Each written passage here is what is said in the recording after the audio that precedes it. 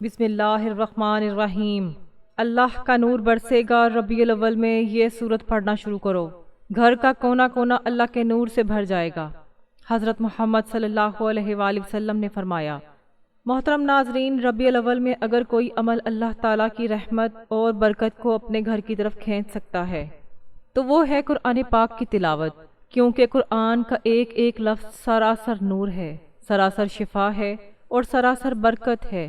اور ربیع الاول جیسا مبارک مہینہ جس کی فضاؤں میں ہی محمد مصطفیٰ صلی اللہ علیہ وآلہ وسلم کی خوشبو رچی ہو، اس مہینے کی تیاری اس انداز میں کرنا کہ بندہ قرآن سے اپنا تعلق مزید مضبوط کر لے تو یہ اللہ تعالیٰ کو بہت محبوب ہے۔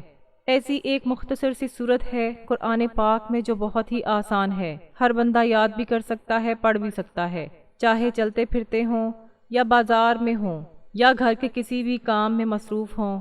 یہ صورت چند آیات پر مشتمل ہے، مگر اس کے اندر رزق کو کھینچنے، برکت کو بڑھانے اور دل و دماغ کو سکون دینے کی طاقت ہے۔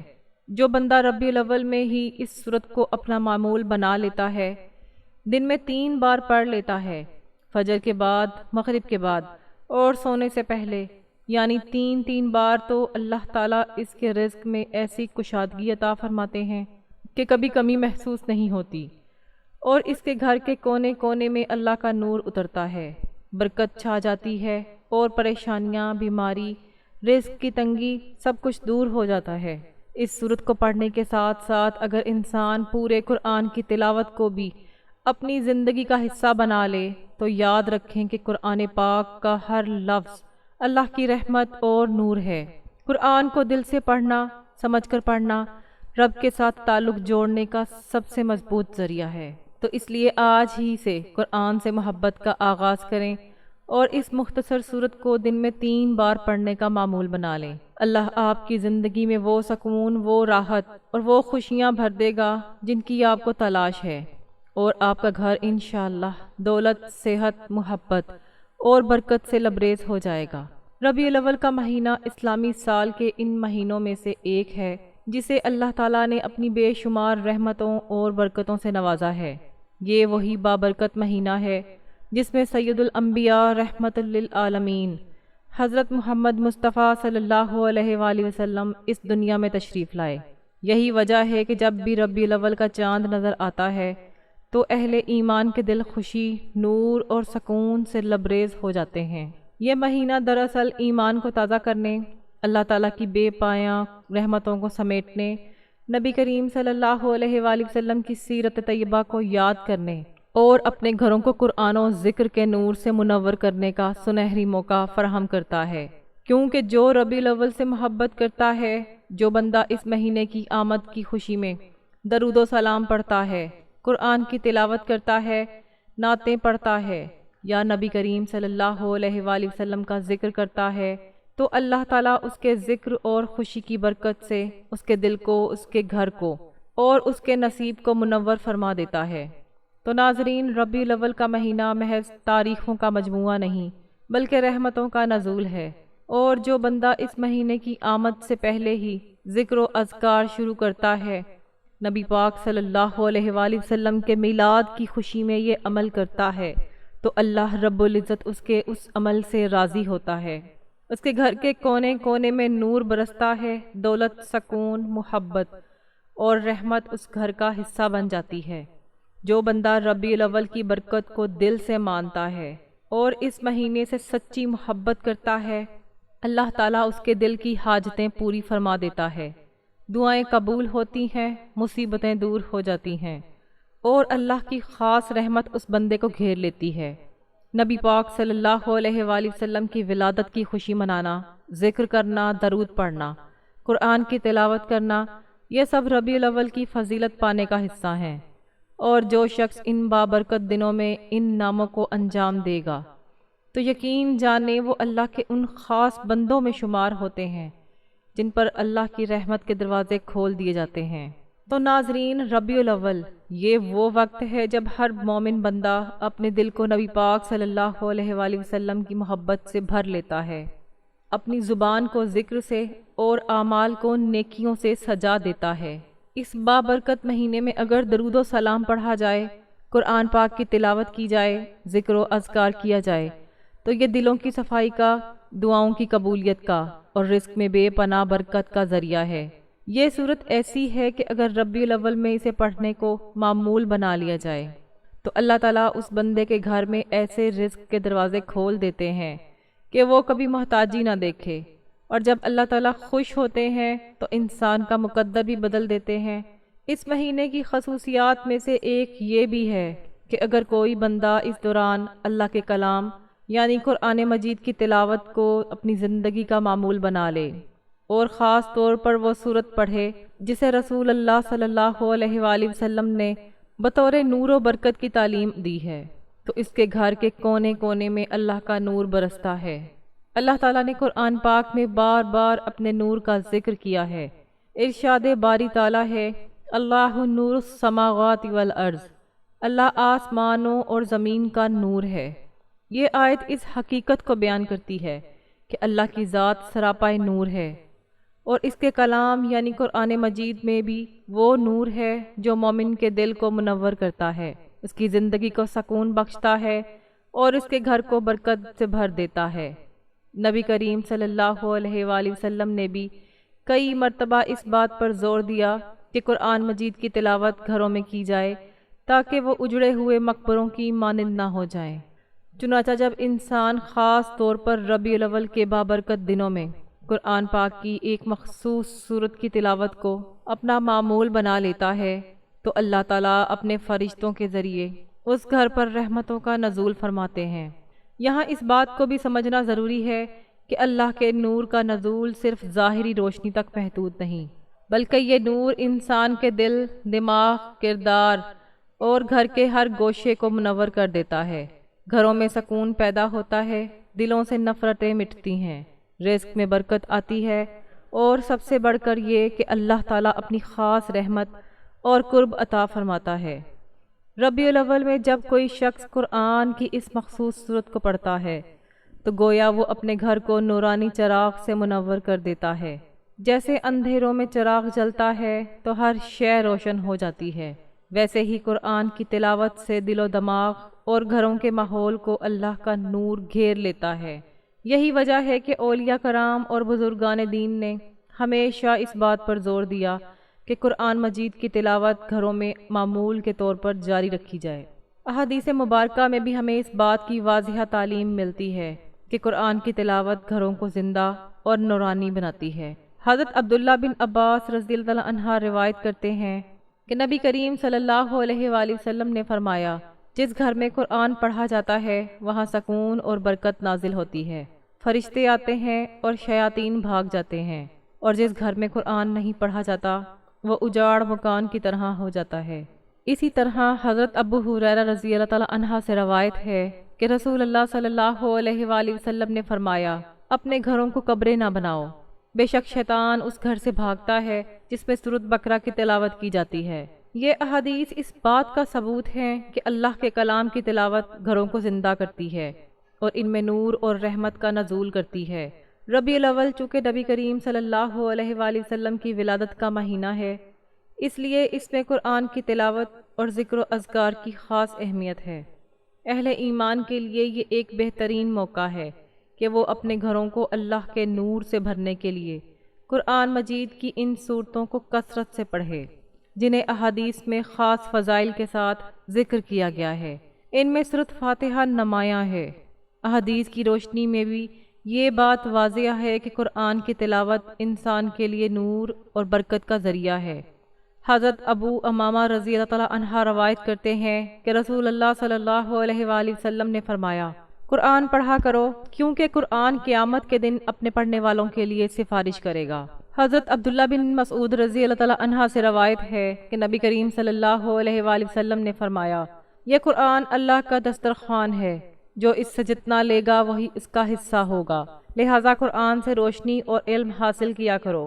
حضرت انس بن مالک رضی اللہ تعالیٰ عنہ سے روایت ہے کہ رسول اللہ صلی اللہ علیہ وآلہ وسلم نے فرمایا، جو شخص سورۃ اخلاص کو 10 مرتبہ پڑھے گا اللہ تعالیٰ اس کے لیے جنت میں ایک محل بنا دے گا۔ حضرت ابو ہریرہ رضی اللہ تعالیٰ عنہ سے روایت ہے کہ رسول اللہ صلی اللہ علیہ وآلہ وسلم نے فرمایا، جو شخص رات کو سورۃ بقرہ کی آخری 2 آیات پڑھ لے وہ اسے ہر آفت اور برائی سے بچا لیں گی۔ حضرت ابن عمر رضی اللہ تعالیٰ عنہ سے روایت ہے کہ رسول اللہ صلی اللہ علیہ وآلہ وسلم نے فرمایا، قرآن پڑھا کرو کیونکہ یہ اپنے پڑھنے والے کو جنت کی طرف رہنمائی کرتا ہے اور نہ پڑھنے والے کو جہنم کی طرف۔ ان تمام احادیث سے یہ بات روز روشن کی طرح واضح ہو جاتی ہے کہ قرآن مجید کی تلاوت خصوصاً ربیع الاول کے مہینے میں گھروں کو اللہ کے نور سے بھر دیتی ہے۔ اگر کوئی مسلمان اس بابرکت مہینے میں قرآن کی ایک مخصوص سورت کو اپنی زندگی کا معمول بنا لے تو اللہ کی رحمت، سکون اور برکت سے اس کا گھر اور اس کا دل منور ہو جائے گا۔ محترم ناظرین، ایک ایسا عمل جس کے کرنے کی برکت سے انشاءاللہ اللہ پاک ہر قسم کی پریشانی اور مشکل کو دور فرماتے ہیں۔ نبی کریم صلی اللہ علیہ وآلہ وسلم خود روزانہ یہ وظیفہ پابندی سے کرتے تھے۔ ہر مشکل کا فوری حل یعنی نبوی وظیفہ ہے۔ اس عمل سے متعلق ایک راوی کہتے ہیں کہ ہم نے رسول اللہ صلی اللہ علیہ وآلہ وسلم سے کہا کہ یا رسول اللہ، کیا ہم اس کو سیکھ نہ لیں؟ آپ صلی اللہ علیہ وآلہ وسلم نے فرمایا، کیوں نہیں؟ یہ کلمات اس لائق ہیں جو بھی انہیں سنے وہ اسے سیکھ لے۔ آپ صلی اللہ علیہ وآلہ وسلم جب قرآن کی تعلیم فرماتے اپنی عملی زندگی میں اس کو قابل تقلید بنا کر پیش کرتے۔ قرآن کے بعد اگر کوئی چیز ہے تو وہ صاحب قرآن کی سیرت مبارکہ ہے۔ پیغمبر اسلام صلی اللہ علیہ وآلہ وسلم کی سیرت و اخلاق کی عظمت کے آگے سرنگو نظر آتے ہیں، اور ان کے قول و عمل کی صداقت سے سند حاصل کیے بغیر دنیا کا کوئی انسان اخلاق کے اعتبار سے بڑا نہیں بن سکتا۔ اللہ تعالیٰ نے رسول اللہ صلی اللہ علیہ وآلہ وسلم کو ایک مثالی نمونہ بنا کر دنیا میں بھیجا ہے اور لوگوں کو یہ ہدایت دی ہے کہ زندگی کے ہر شعبے، ہر دور، ہر حال اس نمونہ کے مطابق خود بھی بنے اور دوسروں کو بنانے کی فکر کریں۔ لہٰذا آپ کو کسی بھی قسم کی کوئی پریشانی ہو، دنیاوی یا دینی، جسمانی یا کاروباری، کوئی بھی پریشانی ہو، آپ کی اولاد کے رشتے نہ آنے کی پریشانی ہو، ملازمت یا کاروبار میں نقصان ہو رہا ہو، ملازمت نہ مل رہی ہو، امتحانات میں کسی مشکل کا سامنا ہو، کسی بھی قسم کی پریشانی جس میں آپ مبتلا ہوں، جس کی وجہ سے آپ پریشان ہوں، تو آپ اس مختصر اور آسان عمل کو اپنی زندگی کا معمول بنا لیجئے۔ انشاءاللہ عمل کی برکت سے اللہ پاک اپنا خاص فضل فرمائیں گے۔ تو ناظرین، اگر آپ چاہتے ہیں کہ آپ کو اس وظیفے کا پورا فائدہ حاصل ہو تو اس ویڈیو کو آخر تک ضرور دیکھیے گا۔ محترم ناظرین، پروردگار عالم نے اپنے پیارے حبیب محمد مصطفیٰ احمد مجتبیٰ صلی اللہ علیہ وآلہ وسلم کو تمام جہان والوں کے لیے رسول بنا کر بھیجا ہے۔ آیت میں مذکور لفظ عالمین عالم کی جمع ہے، جس میں ساری مخلوقات بشمول انسان، فرشتے، جنات، حیوانات، نباتات، جمادات سب ہی داخل ہیں۔ رسول اکرم صلی اللہ علیہ وآلہ وسلم ان سب کے لیے رحمت اس طور پر ہیں کہ دنیا میں قیامت تک اللہ تعالیٰ کا ذکر و تسبیح اور اس کی عبادت و بندگی آپ صلی اللہ علیہ وآلہ وسلم کے دم سے قائم اور آپ کی تعلیمات کی برکت سے جاری و ساری ہے۔ یہی وجہ ہے کہ جب زمین پر کوئی بھی اللہ اللہ کہنے والا نہیں رہے گا تو قیامت آ جائے گی۔ صحیح مسلم میں حضرت ابو ہریرہ رضی اللہ تعالیٰ عنہ سے روایت ہے کہ نبی کریم صلی اللہ علیہ وآلہ وسلم نے ارشاد فرمایا کہ میری اور میری امت کی مثال ایسی ہے جیسے کسی شخص نے آگ جلائی تو پروانے اور پتنگے آ کر اس میں گرنے لگے۔ میں تمہیں کمر سے پکڑ پکڑ کر کھینچتا ہوں اور تم اس میں چھوٹ چھوٹ کر گرتے ہو، یعنی میرے منع کرنے کے باوجود تم اللہ کی نافرمانی، فسق و فجور کا ارتکاب کر کے جہنم کی آگ میں گرنے لگتے ہو، اور آپ کی رحمت انسانوں میں مومن و کافر دونوں کے لیے عام ہے۔ صحیح مسلم میں حضرت ابو ہریرہ رضی اللہ تعالیٰ عنہ روایت کرتے ہیں کہ آپ صلی اللہ علیہ وآلہ وسلم سے التماس کی گئی کہ اے اللہ کے رسول صلی اللہ علیہ وآلہ وسلم مشرکوں کے لیے بد دعا فرما دیں۔ آپ صلی اللہ علیہ وآلہ وسلم نے فرمایا کہ میں لوگوں کے لعنت کرنے والا بنا کر نہیں بھیجا گیا ہوں، بلکہ مجھے رحمت بنا کر بھیجا گیا ہے۔ ایک حدیث میں آیا ہے کہ اے پیارے حبیب صلی اللہ علیہ وآلہ وسلم، تو نہ ہوتا تو میں دنیا کو نہ بناتا۔ ایک حدیث قدسی میں فرمایا گیا، اے میرے نبی، اگر آپ صلی اللہ علیہ وآلہ وسلم کو پیدا کرنا مقصود نہ ہوتا میں آسمانوں کو بھی پیدا نہ کرتا۔ ان حضرت صلی اللہ علیہ وآلہ وسلم کی ولادت باسعادت اللہ تعالیٰ کی عظیم ترین نعمتوں میں سے ایک نعمت ہے۔ ناظرین کرام، ایک بزرگ تھے جن کے پاس کچھ طلبہ بھی رہتے تھے جو ان سے دین کا علم سیکھتے تھے۔ چنانچہ دن کے مختلف اوقات میں عوام الناس اس نافع وجود سے مستفید ہونے کے لیے آتے ہوتے تھے، اپنی حاجات کے لیے دعائیں کراتے تھے۔ وہ بزرگ ایک دن اپنے طلبہ کے ساتھ مسند پر بیٹھے تھے۔ ایک شخص آیا، اس نے درخواست کی، اے حضور، میں بہت گنہگار ہوں، میں نے ساری زندگی گناہ کیے، میرے لیے دعا کریں کہ اللہ تعالیٰ میرے گناہ معاف کر دے۔ ان بزرگ نے اسے نصیحت کی کہ استغفار کہ ایک تسبیح روزانہ کر لیا کرے۔ وہ شخص چلا گیا۔ اس کے بعد ایک اور شخص آیا اور شکایت کی کہ ایک لمبے عرصے سے ہمارے ہاں بارشیں نہیں ہو رہی، جس سے ہماری فصلیں تباہ ہو رہی ہیں۔ آپ دعا کر دیں کہ اللہ پاک ہم پر اپنی رحمت فرمائے اور ہماری فصلیں تباہ ہونے سے بچ جائیں اور ہماری خوراک کا بندوبست ہو جائے۔ آپ نے اس شخص کو استغفار کے وظیفے کی تلقین کی۔ ابھی کچھ ہی دیر گزری تھی کہ تیسرا شخص آیا تو اس نے دعا کے لیے درخواست کی کہ میں بہت عرصے سے غریب انسان ہوں، میرے لیے دعا کریں کہ اللہ پاک میرے رزق میں فراوانی عطا کرے اور میری مالی مشکلات کو آسان کرے۔ ان بزرگ نے پھر وہی کہا کہ جو پہلے دو لوگوں کو کہا تھا۔ یہ سب ماجرا بزرگ کے طلبہ بھی دیکھ رہے تھے اور حیران تھے کہ اتنے سوالی آئے ہیں اور انہوں نے اپنی مشکلات کا ذکر کیا، لیکن ہر بار ان بزرگ نے ایک ہی جواب دیا کہ کثرت سے استغفار پڑھو تو اللہ تمہاری مشکل حل کر دے گا۔ ان میں سے ایک طالب علم نے اس بارے میں پوچھ لیا، یہ کیا ماجرا ہے کہ ہر سوال کرنے پر آپ نے ایک ہی جواب دیا کہ کثرت سے استغفار کیا کرو؟ تو اس پر بزرگ نے فرمایا کہ میں نے اپنی طرف سے کوئی بات نہیں بتائی، بلکہ جو قرآن کریم میں فرمایا ہے اسی کا ذکر کیا ہے۔ اب استغفار کون سا کریں؟ جو بھی استغفار آپ کو یاد ہو، استغفر اللہ ربی من کل ذنب و اتوب الیہ، یا پھر استغفر اللہ پڑھ لیں۔ کوئی بھی استغفار اگر آپ کو آتا ہے تو آپ اس کا ورد کر لیا کریں، پھر دیکھیں کہ اللہ پاک آپ پر آنے والی تمام مصیبتوں، مشکلات، مالی رزق کی تنگیاں کیسے آسانیوں میں بدل دیتا ہے۔ بلکہ کسی بھی شخص کو کوئی بھی پریشانی اور غم لاحق ہو تو استغفار کرنے کے بعد وہ یہ دعا پڑھے، سبحان اللہ و بحمدہ، سبحان اللہ العظیم و بحمدہ، استغفر اللہ۔ تو ناظرین محترم، وقت کی نزاکت کو مد نظر رکھتے ہوئے چلتے ہیں عمل کی جانب، اور آپ کو بتاتے ہیں کہ آپ نے اس عمل کو کون سی صورت اور کون سے کلمات پڑھنے ہیں کہ جن کے پڑھنے سے اللہ تعالیٰ گھر کا کونا کونا نور سے بھر دے گا، ہر طرف رحمتیں اور برکتیں نچھاور ہوں گی۔ حضرت محمد صلی اللہ علیہ وآلہ وسلم نے فرمایا کہ جو شخص یہ عمل کرتا ہے خاص طور پر ربیع الاول میں تو اللہ تعالیٰ اس کے گھر کو نور سے بھر دیتا ہے۔ تو آپ یہ عمل کسی بھی نماز کے بعد کر سکتے ہیں۔ آپ چاہیں تو فجر کی نماز کے بعد پڑھ لیں، چاہیں تو مغرب کی نماز کے بعد پڑھ لیں، یا رات کو سوتے وقت بھی اس عمل کو کر سکتے ہیں۔ اس عمل کو کرنے کے لیے آپ کی جو بھی حاجات ہوں، جو بھی خواہشات ہوں، جو بھی مقاصد ہوں، ان کو ذہن میں رکھتے ہوئے، ان کی نیت کرتے ہوئے سب سے پہلے باوضو ہو کر نماز ادا کر لینی ہے، اور پھر حضور پاک صلی اللہ علیہ وآلہ وسلم کی ذات اقدس پر درود پاک کا نذرانہ پیش کرنا ہے۔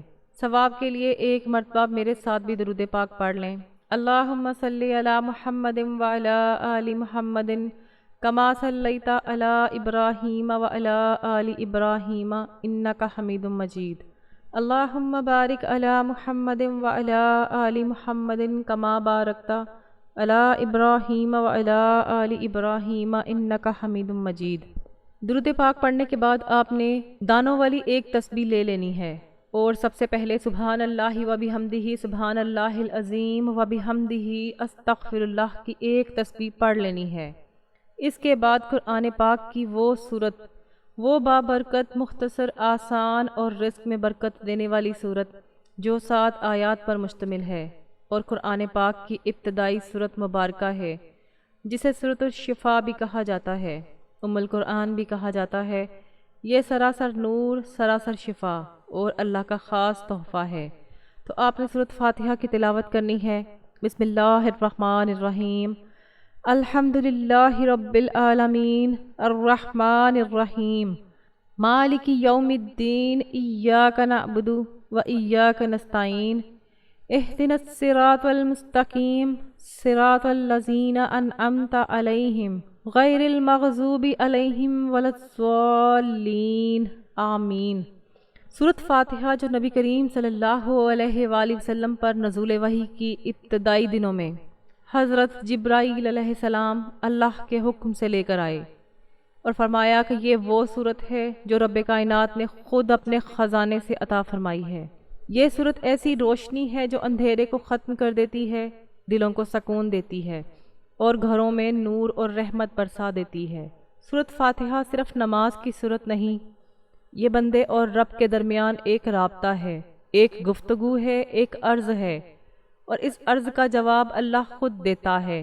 تو جو بندہ ربیع الاول جیسے بابرکت مہینے میں سورۃ فاتحہ کو اپنے روز کا معمول بنا لیتا ہے، روزانہ صبح شام کم از کم 3 بار اس سورت کو دل سے پڑھتا ہے، یقین اور توجہ کے ساتھ پڑھتا ہے، تو اللہ تعالیٰ اس کے رزق میں ایسی برکت دیتا ہے کہ اس کے گھر سے محتاجی اور تنگ دستی دور ہو جاتی ہے، اس کے دل سے بے سکونی ختم ہو جاتی ہے اور اس کی زندگی میں نور ہی نور پڑ جاتا ہے۔